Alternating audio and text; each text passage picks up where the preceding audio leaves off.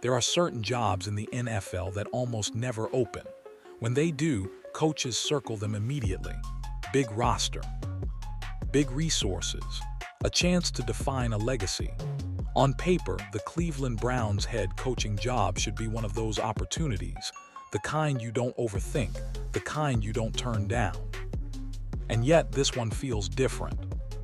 Because the moment the John Harbaugh firing news broke out of Baltimore, everything around Cleveland suddenly got louder. Not excited louder, tense louder. The kind of noise that makes people inside the league stop and ask, what's really going on here? The idea alone feels almost impossible. A Super Bowl winning coach, an AFC North lifer, potentially walking straight into a rival's building and trying to fix the one franchise that's tormented itself for decades. On the surface, it sounds like a storyline built for talk radio. But the more you look at the timing, the harder it becomes to ignore. Just one day before Harbaugh was let go, the Browns fired their own head coach. One day. In a league where nothing happens by accident, that coincidence raised eyebrows fast. People around the NFL started whispering. Not confirming, whispering. Was this already in motion? Were conversations happening before anyone went public? Because jobs like this don't just open, they're positioned. That's where Jimmy Haslam enters the picture. Say what you want about his tenure, but one thing has always been true: when he sees an opportunity, he doesn't wait around. And suddenly, reports began circulating that this wasn't just about hearing a coach. It was about building something bigger, a full reset, a coach with authority, a quarterback with upside, a chance to finally break the cycle. That's what makes this moment so compelling. Not because it's confirmed, not because it's guaranteed, but because if even part of it is real, it would shake the entire AFC North to its core. A coach who knows the division, an owner desperate for stability, and a move that feels too bold to be random. And once you understand what actually went wrong in Baltimore, this story starts to make a lot more sense. At first, everything looked routine. Another disappointing season, another coaching change. The Cleveland Browns decided to move on from Kevin Stefanski, and the news barely surprised anyone who'd been watching the slow unraveling all year. It felt like a familiar chapter in a very familiar book. Then, less than 24 hours later, the league got stunned. The Baltimore Ravens announced they were firing John Harbaugh. No long goodbye tour, no gradual transition, just a clean break with one of the most established coaches in the NFL. And suddenly, what felt like two unrelated decisions started to look connected. Because in the NFL, timing is never accidental.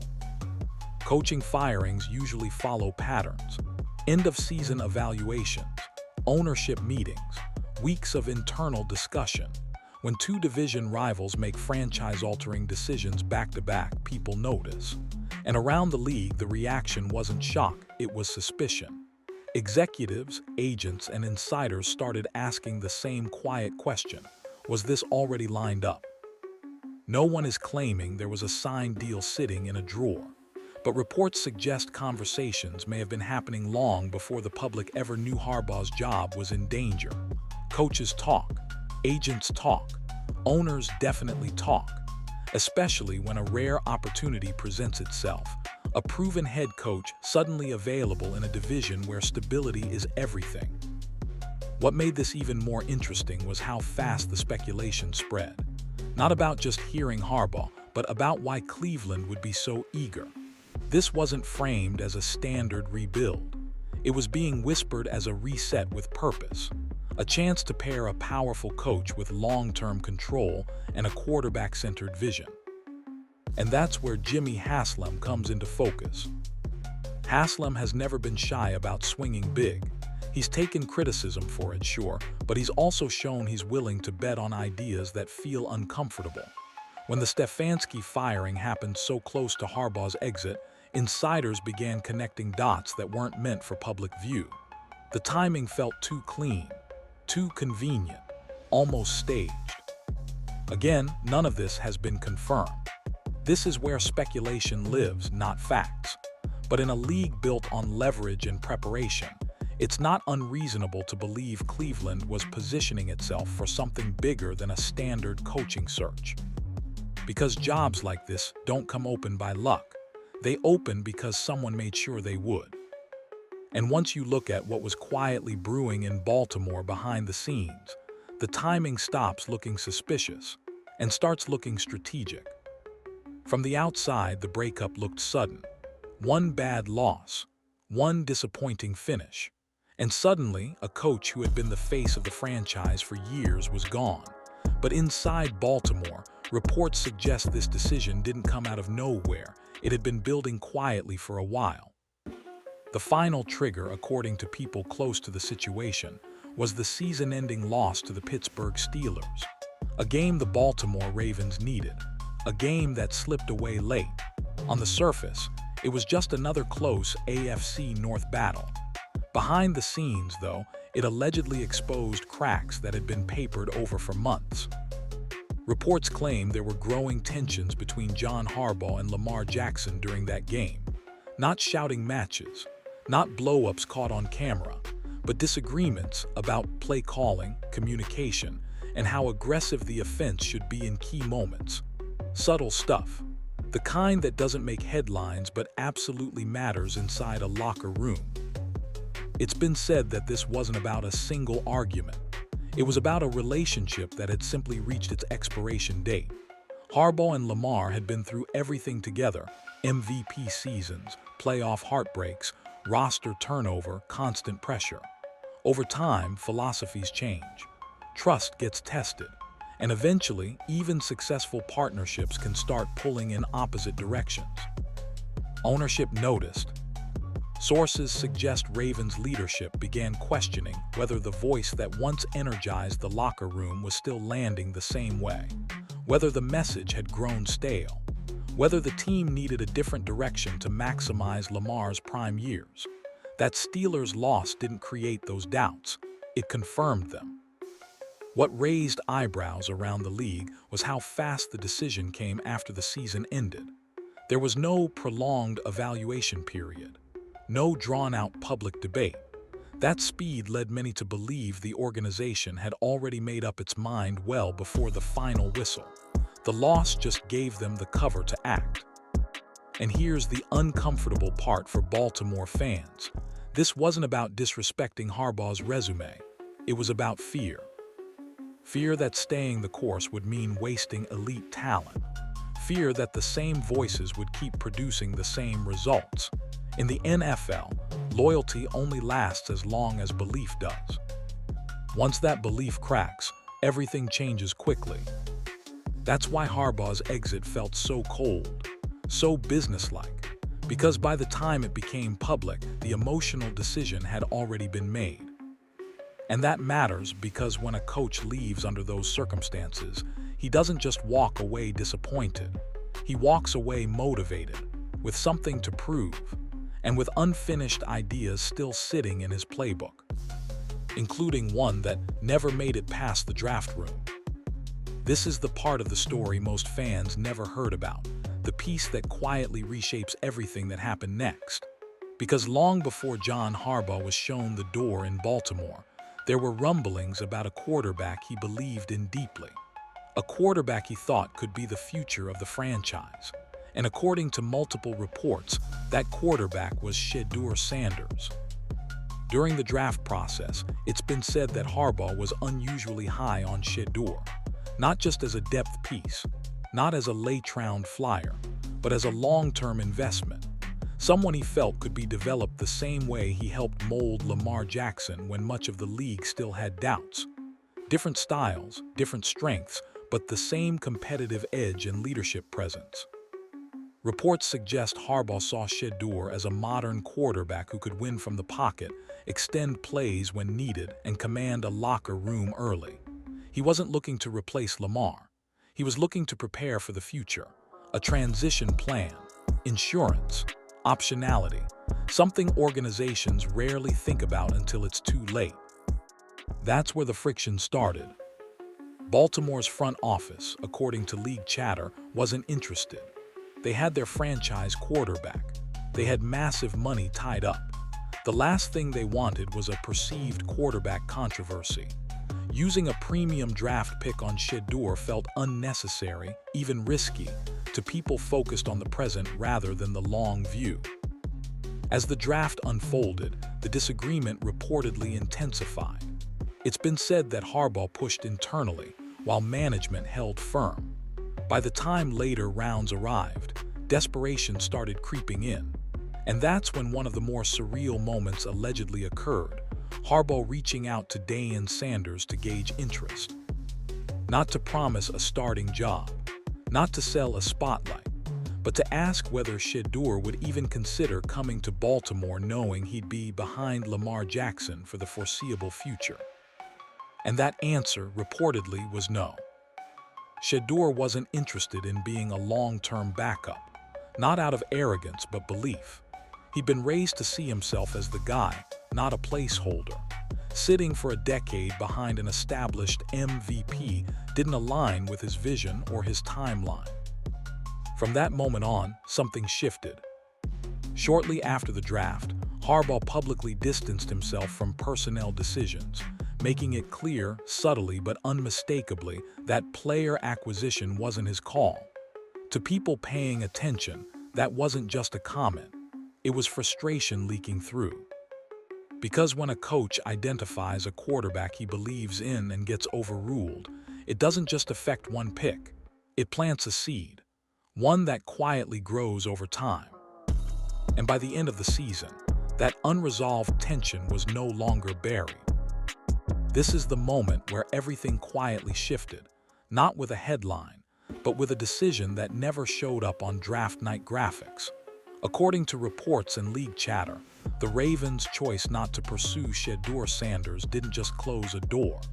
It changed the dynamic between coach and organization in a way that never fully healed. When the draft ended and Baltimore walked away without Shedeur, John Harbaugh didn't throw a fit. He didn't go public. He didn't leak frustration through anonymous quotes. Instead, he did something far more telling. He distanced himself. In subsequent press conferences, Harbaugh made it clear that draft decisions were organizational, not coaching calls. That might sound harmless, but in NFL language, that's a red flag. It's been said that Harbaugh felt boxed in. He had identified a quarterback he believed could be developed behind the scenes, protected from pressure, and shaped over time. But ownership and the front office reportedly saw risk instead of opportunity. They didn't want questions. They didn't want headlines. And they definitely didn't want a quarterback conversation while Lamar Jackson was still the face of the franchise. That disagreement didn't explode, it simmered. Behind the scenes, people around the league began noticing subtle changes. Harbaugh's tone, his energy, the way he answered questions about the future. Nothing dramatic, just different. It's been said that when a coach realizes his long-term vision isn't aligned with the people above him, the job starts feeling temporary, even if no one says it out loud. And then there was the reported outreach to Shedeur Sanders. If true, and this remains unconfirmed, it speaks volumes. Not because of the call itself, but because of what it represented. A coach trying to explore options outside the building. A coach thinking ahead, even as the organization was focused on maintaining the status quo. When Shedeur and his camp declined the idea of a long-term backup role, that door closed completely. And once it did, Harbaugh was left coaching a season knowing one thing for sure: the quarterback he believed in wouldn't be part of his future in Baltimore. That kind of realization changes how you operate. By the time the season unraveled, the frustration wasn't just about wins and losses. It was about direction, about trust, about whether the coach and the organization were still pulling toward the same goal. So when the Ravens finally decided to move on, it didn't feel like a sudden breakup. It felt like the final step in a separation that had already started months earlier, the moment a draft card was never turned in. And that decision didn't just end a chapter in Baltimore. It opened the door for someone else to act. This is where the story stops being about Baltimore and becomes fully about Cleveland. Because once John Harbaugh became available, the Cleveland Browns were suddenly staring at an opportunity they rarely get. A proven coach with Super Bowl credentials who knows the AFC North better than almost anyone alive. And that's exactly why Jimmy Haslam reportedly didn't hesitate. Say whatever you want about Haslam's track record. He's swung and missed plenty, but one thing he's never been accused of is playing it safe. When he sees a chance to reset the narrative around the franchise, he tends to move aggressively, sometimes recklessly, but always decisively. And according to reports circulating around the league, this situation was no different. Sources claim Haslam's camp reached out to Harbaugh almost immediately after the firing became official. Not days later, not weeks later, hours. The message, as it's been described, wasn't complicated.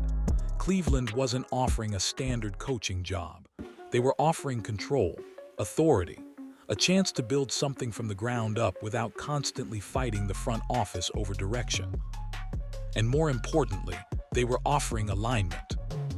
Reports suggest the pitch centered around one key promise.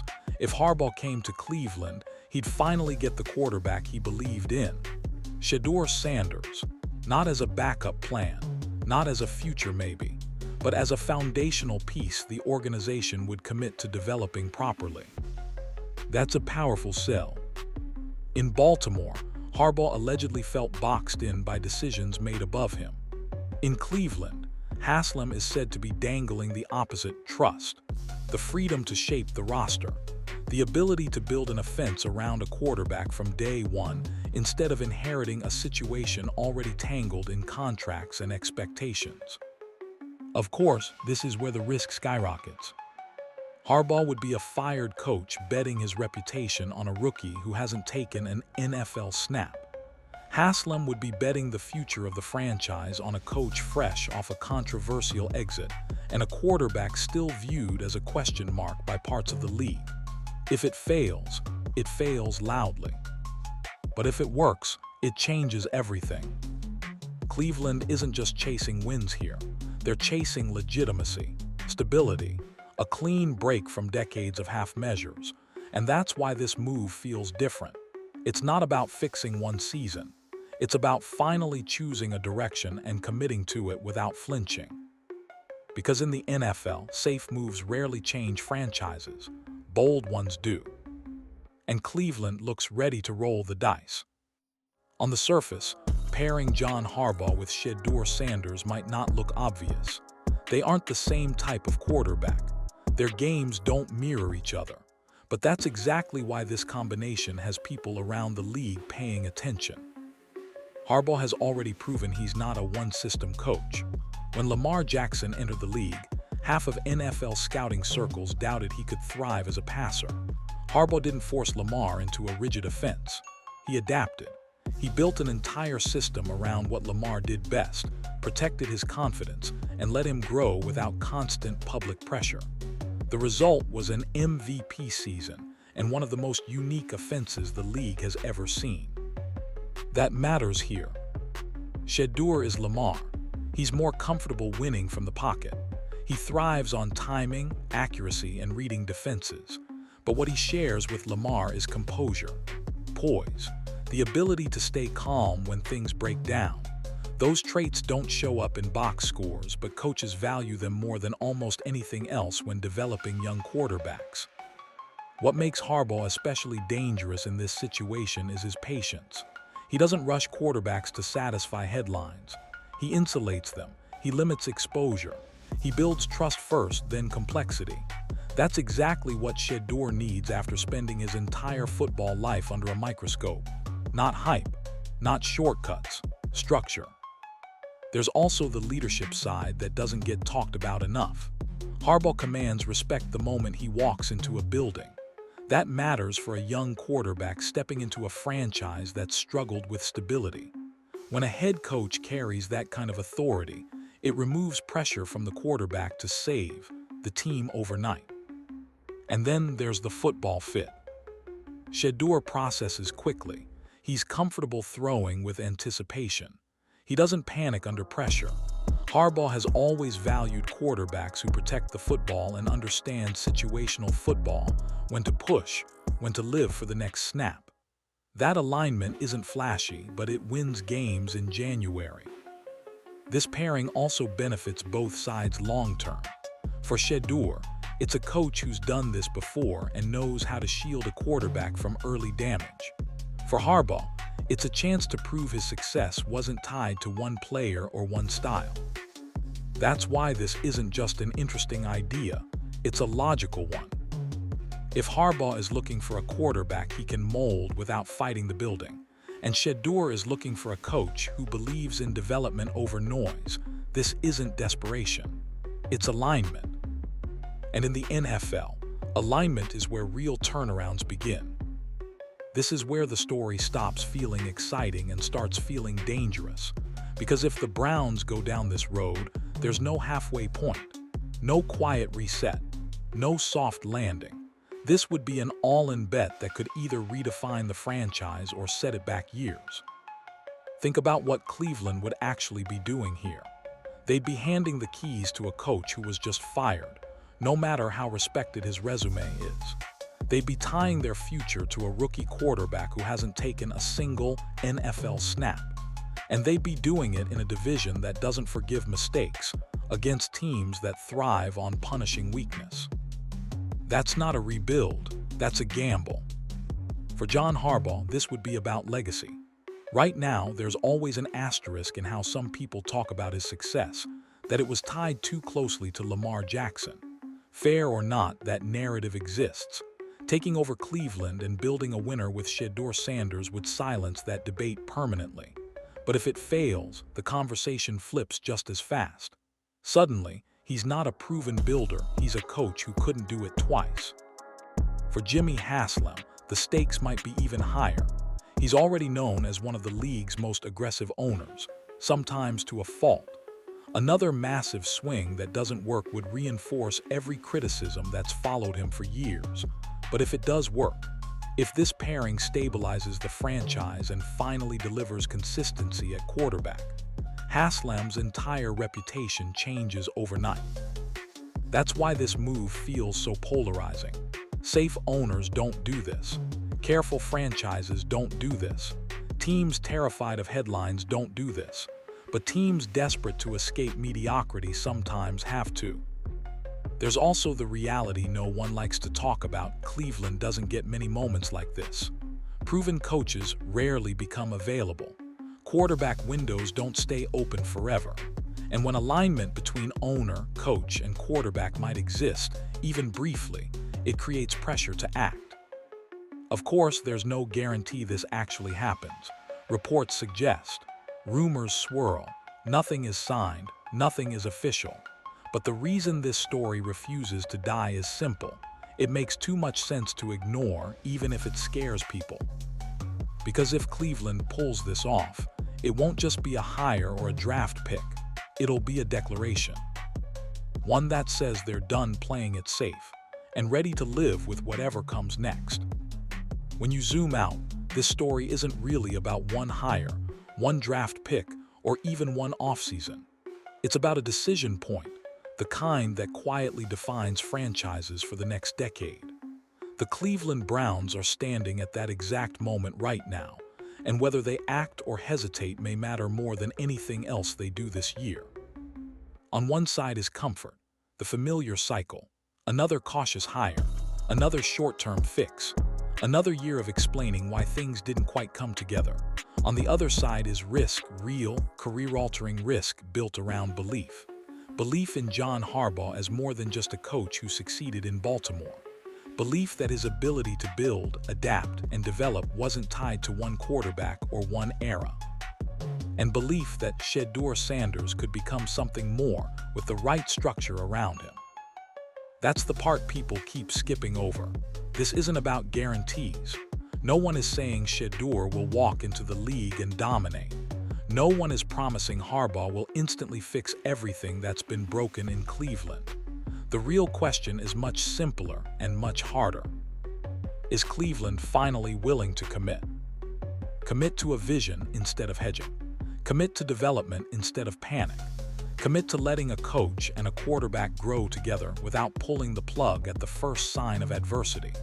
Because history shows this league doesn't reward impatience nearly as often as it rewards alignment. For Harbaugh, this would be a chance to write a second act on his own terms, to prove that what he built in Baltimore wasn't luck, timing, or circumstance, but philosophy. For Shedeur, it would be the opportunity every young quarterback wants but rarely gets. A coach who believes in him early, shields him from chaos, and doesn't flinch when the noise gets loud. And for Jimmy Haslam, this would be the defining swing of his ownership. Not just another gamble, but a statement that the Browns are done drifting between ideas and ready to stand on one. So here's the question that actually matters, not just for Cleveland, but for the entire AFC North. Do you play it safe and stay stuck where you are? Or do you risk everything for the chance to finally become something else? Because if this move happens, one thing is certain: the Browns won't be invisible anymore. They'll either be right or they'll be exposed. And in this league, sometimes choosing a side is the only way forward.